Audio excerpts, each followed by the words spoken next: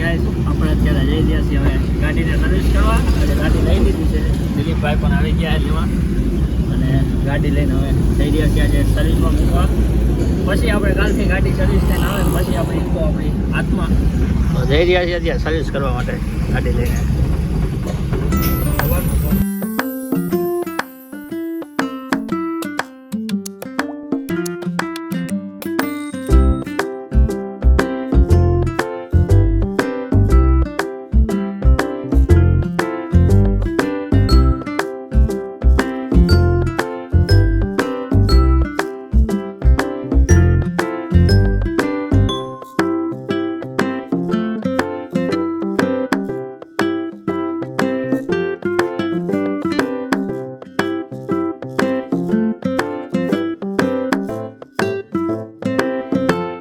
ભાઈ આ છે આપણી ઈકો.